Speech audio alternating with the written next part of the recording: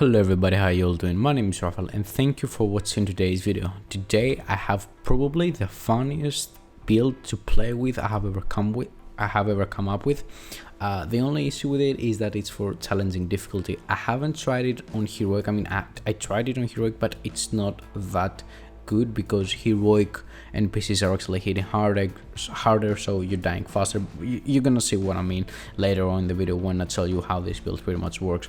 But on challenging difficulty, it's just awesome to play with. I have been having a lot of fun playing with it the last couple of days, and I definitely suggest you to try it out if you're playing on challenging difficulty, or if you want to get a build that will allow you to farm easily so you can get better loot, so you can go to heroic difficulty. Right, on heroic it can work, I'm pretty sure it can work, but it would require me to actually do a couple of changes, like get perfect rolls on each item, change my backpack. I'm gonna explain everything, so let's get started.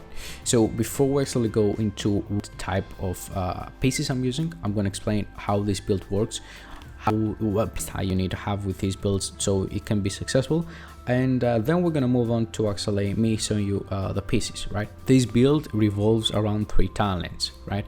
The kill, close and personal, the bloodsucker, and the intimidate.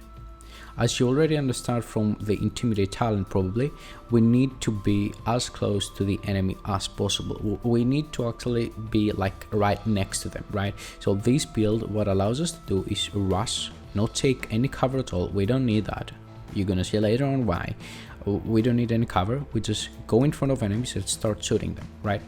Why are we doing that? Because we have 35% armor on kill, and also because our weapon damage when you were killing enemies is in close range from us, it's increased by 65%, right? So what we want to do, just rush in and take as many kills as possible. So I'm gonna show you, we're gonna start off with the talents and why we need those 3 talents, and then I'm gonna show you the pieces. Okay, so all my recording, all my mic recording files, so to say, have been pretty screwed up. Both of them, I don't know what went wrong yesterday while I was recording it, so I'm doing the recording of the commentary all over again. But the gameplay footage that you see in the background at the moment is still yesterday's gameplay, so it's not a live commentary, so to say. So I will try to like speak as the gameplay goes on, and I will try to explain everything. Right now, if you see that there's a small, like if I'm talking for the weapon and then in the gameplay in the background I'm changing to the backpack and I'm late for like a couple of seconds, I apologize, but this is the best I can do. It's a finals period, so I have a lot of studying. At the same time, I have a lot of dogs that are making a lot of noises outside, and I cannot like be very picky with what time I'm recording and all that kind of stuff. So apologies if the outcome is not as great as it should be. So when it comes to the weapons, you don't have to use a specific weapon. I'm using the MPX only because it has a very nice RPM, 850 RPM, and it has a very high damage, which is around 100k. I think it's 97k. Yeah.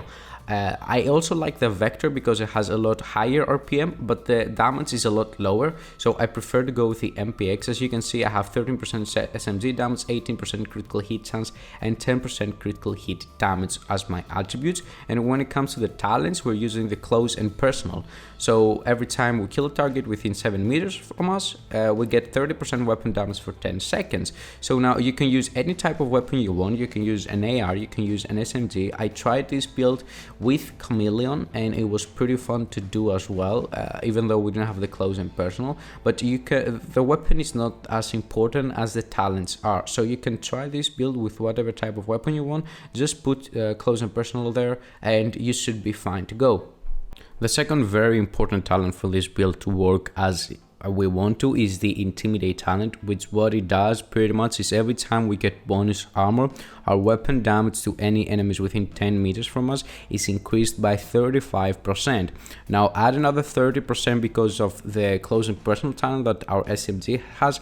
That's a 65 weapon damage increased in any enemy within 10 meters from us, and that's why I told you that we need to be very close to our enemies for this build to work as intended. Now you may be wondering, okay, but how are we gonna stack so much bonus armor, right? So we're gonna get a lot of bonus armor because of our backpack. Our backpack has the Bloodsucker talent, which what it does is every time we take a kill, it adds and refreshes a bonus armor stack of 10% of our overall armor. This bonus armor stacks 10 times and refreshes with every kill we take. So you can get up to another 1 million armor, because this build that I'm showing you right now has around 900 armor, so 950k armor, so almost 1 million armor, and you can get another 1 million armor just by killing enemies very fast, right? And the more enemies you kill, the more armor you gain, and the more weapon damage you're actually doing to them. So it's like you never die, except if you actually go like pretty nuts like I do in a couple of gameplays that I'm going to show you later on. But as you will see, this build allows you to just go in their face and just keep shooting them, and you will never die. The next thing that I'm going to show you in the gameplay in the background is actually the 35% armor on kill that we get, and that's 10% from the Bloodsucker bonus. We get a 10% armor for 10 seconds, so that 10% will actually fade away in 10 seconds, but you refresh it every time you get a kill, and it also stacks up, so it's not only like you can gain insane amount of armor, right? And the other 25% is 55% from the corruption pieces that we have 2 corruption pieces that gives us 15% armor on kill, and we also get another 10% armor on kill from our specialization tree for our gunner specialization, right? So every time we take a kill, we get 25% armor, and we also get another 10%, which is actually gonna fade away, but that 10% is actually giving us 35% weapon damage, right? So I think it's a pretty good combo to have. Now moving on to the items, we have a Providence defense piece as our backpack with the Bloodsucker talent. This is probably the only piece of this setup, this build, that I would change. I would prefer to get a Cheska Vairoba piece, a Cheska Vairoba backpack with Bloodsucker talent and at least 3 red attributes. But as you can see, I don't have any good backpacks. As I said in a previous video, I need to work on my backpacks, but Providence defense piece works fine as well. I mean, I cannot complain. Moving on to my mask, I have, as I told you, the system corruption, full reds, weapon damage, critical hit damage. The backpack headshot damage, as I told you, I don't really want it because we're playing with an SMG, so I'm not gonna go for those headshots because of the pretty bad accuracy that the SMGs have.